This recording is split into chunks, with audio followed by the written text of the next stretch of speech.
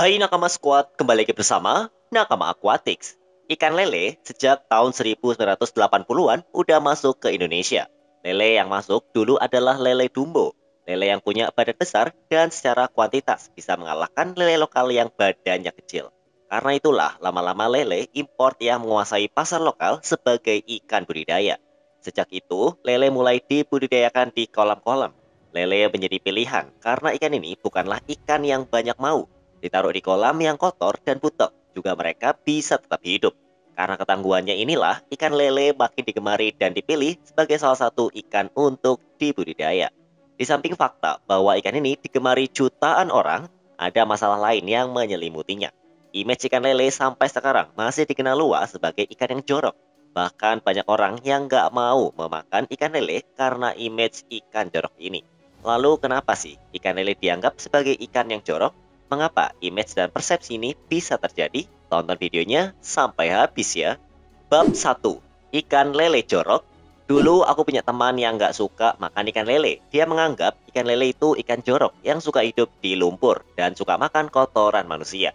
Anggapan dia sama sekali bukanlah gurauan, karena nyatanya ikan lele memang suka hidup di lumpur dan terkadang bisa hidup dengan memakan kotoran manusia.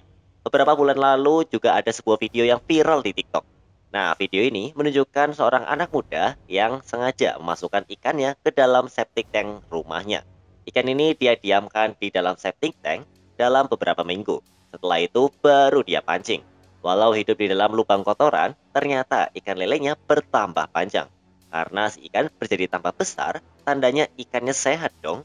Terus kalau ditaruh di septic tank, kira-kira makannya apa ya? Nah, itu sih udah nggak jadi misteri ya. Faktor inilah yang membuat banyak orang masih ogah buat makan ikan lele. Temanku dulu nggak mau makan ikan lele karena di dekat rumah ada sebuah kolam yang sangat kotor. Sampai ikan lain nggak ada yang bisa menghuninya. Yang cuma ada di situ ya hanya ikan lele.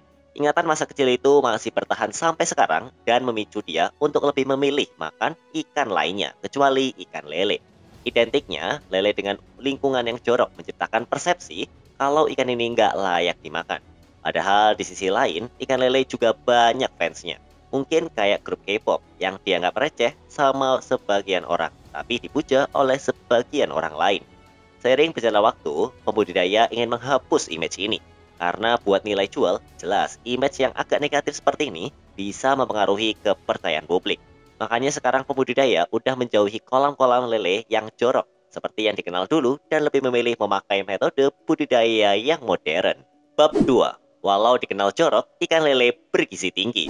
Siapa yang nggak tahu pecel lele? Pada tahun 1970 muncul sebuah kuliner yang hadir dari Lamongan, Jawa Timur. Hidangan ini berisi lele goreng yang disantap menggunakan nasi panas, sambal, dan lalapan segar. Makanan yang sangat sederhana ini memakai ikan lele sebagai pameran utamanya. Lah, kenapa tahun 1970 udah ada ikan lele? Tadi katanya ikan lele baru masuk tahun 1980-an. Dulu, yang dipakai sama pedagang pecel lele bukanlah ikan lele Dumbo atau lele budidaya seperti sekarang. Lele yang dipakai adalah varias Batracus. Mirip kayak ayam kampung, lele lokal ini badannya kecil, tapi dengan rasa daging yang jauh lebih gurih dan enak ketimbang lele budidaya. Sulitnya adalah lele lokal nggak efisien buat dibudidaya. Artinya mereka punya pertumbuhan badan yang lama. Hal ini sangat berpengaruh bagi usaha budidaya yang selalu ingin mendapatkan panen dalam waktu singkat. Eksistensi pecel lele membuat ikan lele semakin digemari.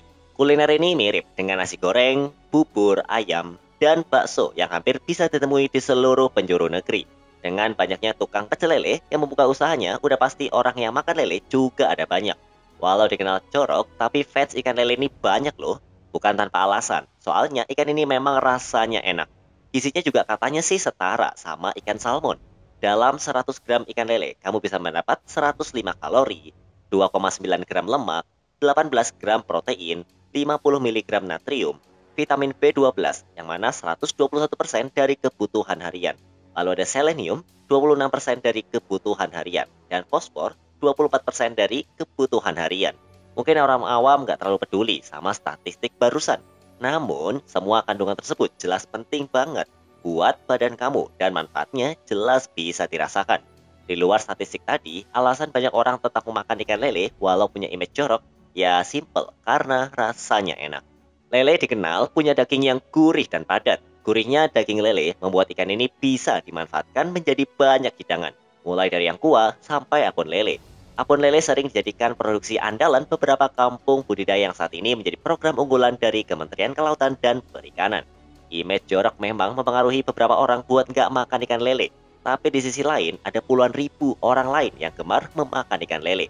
Sampai detik ini, budidaya ikan lele masih menjadi budidaya ikan yang amat digemari.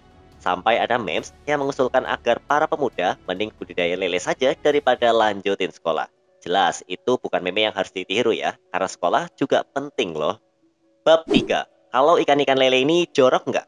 15 tahun terakhir, lele udah lagi nggak dikenal sebagai pembudidaya. Hadir dari kanal internet seperti YouTube dan berbagai sosial media membuka keran informasi yang bisa diakses oleh masyarakat. Akhirnya banyak orang yang tahu kalau lele itu banyak jenisnya. Di luar negeri sana ada banyak jenis lele yang bentuknya macam-macam. Hal ini menyulut keinginan banyak penghobi untuk memiliki jenis lele-lele dari mancanegara, umumnya yang hidup di Amerika Selatan atau Sungai Amazon. Kehadiran ikan-ikan lele import ini mengubah image lele yang tadinya ikan selokan menjadi ikan hias yang punya harga selangit. Banyak jenis ikan lele asal mancanegara yang dibanderol dengan harga jutaan. Salah satunya adalah Lynx Catfish asal Sungai Amazon yang harganya mencapai 25 juta per ekor.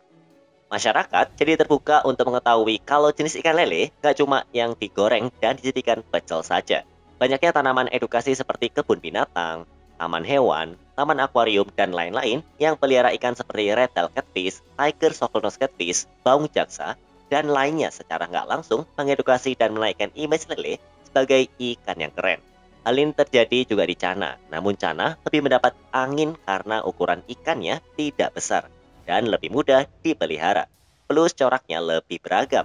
Pasar ikan-ikan lele monster ini bukanlah mereka yang biasa memelihara ikan, melainkan penghobi yang memang mengetahui dan punya sarana untuk memelihara ikan-ikan besar.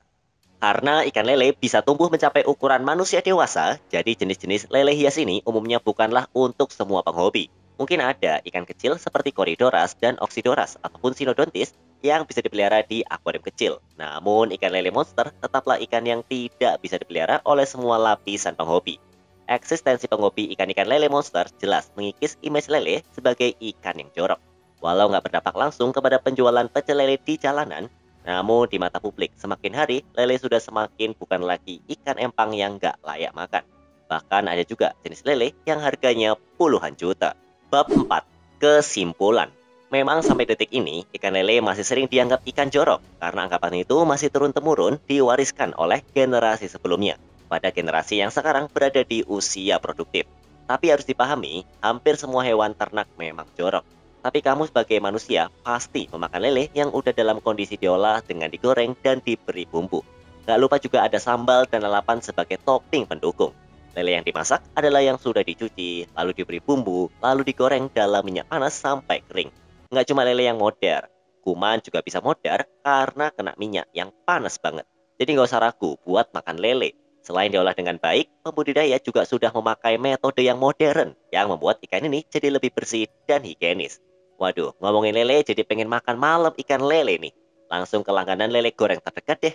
Kalau menurut kamu bagaimana? Apakah kamu menganggap image ikan lele ini masih jorok atau udah berubah? Tulis di kolom komentar ya.